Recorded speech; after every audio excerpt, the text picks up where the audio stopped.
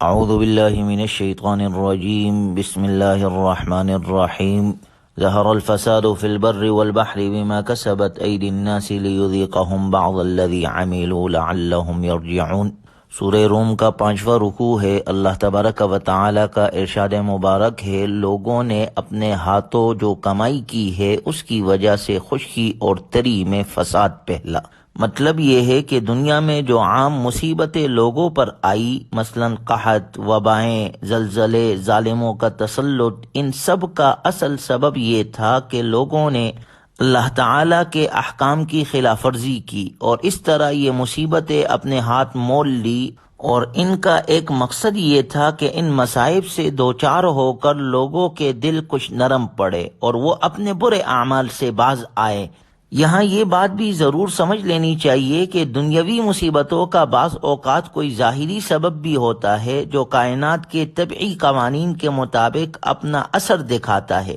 لیکن ظاہر ہے کہ وہ سبب بھی اللہ تعالی ہی کا پیدا کیا ہوا ہے، اور اس کو کسی خاص وقت یا کسی خاص جگہ پر مؤثر بنا دینا اللہ ہی کی مشیت سے ہوتا ہے، اور عموماً اس کی بنیادی وجہ انسانوں کی بدعمالیاں ہوتی ہے۔ اس طرح اس آیت کریمہ سے گویا یہ سبق دیا جا رہا ہے کہ عام مصیبتوں کے وقت، چاہے وہ ظاہری اسباب کے ماتحت وجود میں آئی ہو، اپنے گناہوں پر ندامت، اپنے گناہوں پر استغفار اور اللہ کی طرف رجوع اختیار کرنا چاہیے۔ قل سیروا فی الارض فانظروا کیف کان عاقبۃ الذین من قبل، اے پیغمبر ان سے کہہ دو کہ زمین میں چل پھر کر دیکھو کہ جو لوگ پہلے گزرے ہیں ان کا کیسا انجام ہوا۔ کان اکثرهم مشرکین، ان میں سے اکثر مشرک تھے۔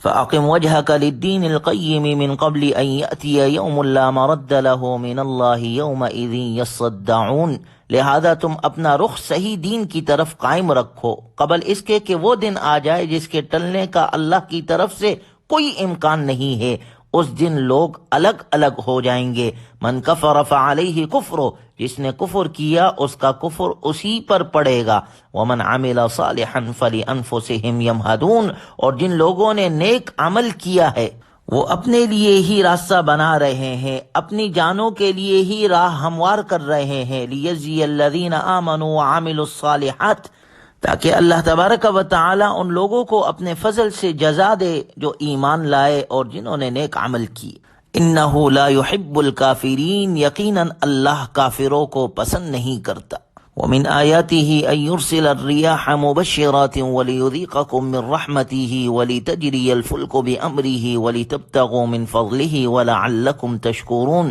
اور اس اللہ کی قدرت کی ایک نشانی یہ ہے کہ وہ ہوائیں بھیجتا ہے جو بارش کی خوشخبری لے کر آتی ہے، اور اس لیے بھیجتا ہے تاکہ تمہیں اپنی رحمت کا کچھ مزہ چکھائے، اور تاکہ کشتیاں اس کی حکم سے پانی میں چلے اور تم اس کا فضل تلاش کرو اور شکر ادا کرو۔ ہوائیں چلانے کا ایک فائدہ تو یہ ہے کہ وہ بارش کی خوشخبری لاتی ہے اور بادلوں کو اٹھا کر پانی برسانے کا سبب بنتی ہے، اور دوسرا فائدہ یہ ہے کہ وہ سمندروں اور دریاؤں میں کشتیوں کو چلاتی ہے۔ بادبانی کشتیوں کا تو سارا دار و مدار ہی ہوا پر ہوتا ہے، لیکن مشینی جہاز بھی ہوا کے مدد سے بے نیاز نہیں ہوتے، اور سمندروں میں کشتیاں چلانے کا فائدہ یہ بتلایا گیا ہے کہ اس کے ذریعے سے لوگ اللہ تعالیٰ کا فضل تلاش کرے۔ یہ قرآن کریم کی ایک اصطلاح ہے، اللہ کا فضل تلاش کرنا، جس سے مراد تجارت اور روزگار کے دوسرے ذرائع اختیار کرنا ہے۔ لہذا قرآن کریم نے توجہ دلائی ہے کہ اگر یہ ہوائیں نہ ہو جن سے کشتیاں اور جہاز سمندروں میں چلنے کے لائق ہوتے ہیں تو تمہاری ساری تجارت ٹھپ ہو کر رہ جائے، کیونکہ ساری بین الاقوامی تجارت کا دار و مدار پانی کے جہازوں پر ہی ہوتا ہے۔ دنیا کے اندر جتنے بھی ممالک تجارت کے ذریعے سے ایک دوسرے کا مال اپنے ملک بیچتے ہیں تو وہ سمندری راستوں سے انہی جہازوں کے ذریعے سے پہنچایا جاتا ہے۔ یہ اللہ کی کتنی بڑی نعمت ہے، لہٰذا اس نعمت کا تقاضا یہ ہے اللہ کا شکر ادا کرو۔ سورت کے آخری رکوع میں اللہ تبارک و تعالی کا ارشاد مبارک ہے، اللہ الذی خلقکم من ضعف ثم جعل من بعد ضعف قوة، اللہ وہ ہے جس نے تمہاری تخلیق کی ابتدا کمزوری سے کی، پھر کمزوری کے بعد طاقت عطا کی، ثم جعل من بعد قوة ضعفا وشیبا، پھر طاقت کے بعد دوبارہ کمزوری اور بڑھاپا طاری کر دیا۔ یخلق ما یشاء، وہ جو چاہتا ہے پیدا کرتا ہے، وَهُوَ الْعَلِيمُ الْقَدِيرُ، وہی ہے جس کا علم بھی کامل ہے، قدرت بھی کامل۔ اس آیت مبارکہ میں انسان کی پیدائش اور اس کی قوت اور ضعف کی حالت بیان کی گئی ہے۔ اللہ تعالیٰ نے تم کو ایسی حالت میں پیدا فرمایا کہ تم کمزور تھے، یعنی بچے تھے، پھر ضعف کے بعد قوت سے نواز دیا۔ انسان پہلے دودھ پیتا بچہ ہوتا ہے، حرکت کے قابل بھی نہیں ہوتا، پھر پاؤں پر چلنے لگتا ہے، پھر گھٹنوں کے بل چلتا ہے، پھر کھڑے ہو کر سہارے سے چلتا ہے، پھر ایک دو قدم لیتا ہے، سہارا چھوڑ دیتا ہے، پھر اس بچپنے کے بعد اس کی جوانی آتی ہے، اس کو قوت ملتی ہے، جسمانی اعتبار سے یہ مضبوط ہو جاتا ہے اور اس کو ہر قسم کی صلاحیتیں اس کے اندر پیدا ہو جاتی ہے اور یہ عروج کو پہنچ جاتا ہے۔ گویا ایک اعتبار سے، ہر اعتبار سے یہ ایک جوانی کی زندگی میں بہت طاقت والا ہوتا ہے، لیکن اس کے بعد پھر اس پر بڑھاپا آ جاتا ہے، پھر کمزوری آ جاتی ہے، بال سفید ہو جاتے ہیں اور یہ ارذل عمر میں یعنی نکمی زندگی تک پہنچ جاتا ہے، بچپن والا ضعف آ جاتا ہے، ہوش و حواس بھی باقی نہیں رہتے، پھر کمزوری آ جاتی ہے۔ تو اللہ نے یہ سب احوال اور اعمال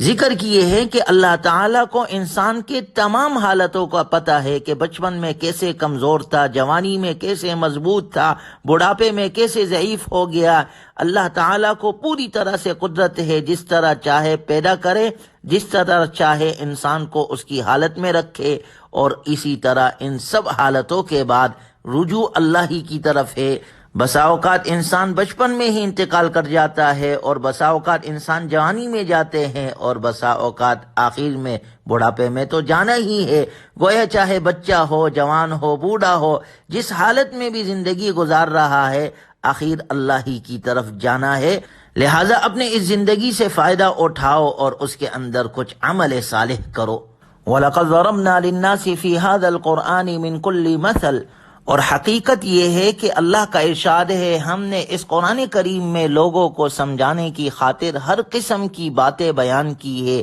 ہر قسم کی مثالیں بیان کی ہے۔ اس قرآن کریم کے ذریعے سے لوگوں کو سمجھانے کے لیے طرح طرح کی مثالیں، طرح طرح کی عبرت کے واقعات بیان کیے ہیں تاکہ لوگ اس سے نصیحت حاصل کرے۔ اللہ ہمیں قرآنی تعلیمات پر عمل کرنے والا بنائے اور ہر قسم کے بدعات رسومات سے اللہ ہماری حفاظت فرمائے۔ الحمدللہ آج ہماری سورہ روم مکمل ہو گئی۔ اللہ خیر کے ساتھ پورا قرآن کریم مکمل فرمائے اور ہمیں اپنی بقیہ زندگی قرآن کریم کی تعلیمات اور جناب رسول اللہ صلی اللہ علیہ وسلم کے سنتوں کے مطابق گزارنے کی اللہ ہم سب کو توفیق عطا فرمائے۔ اللہ ہمارے نسلوں سے دین کا کام لے۔ وآخر دعوانا ان الحمدللہ رب العالمین۔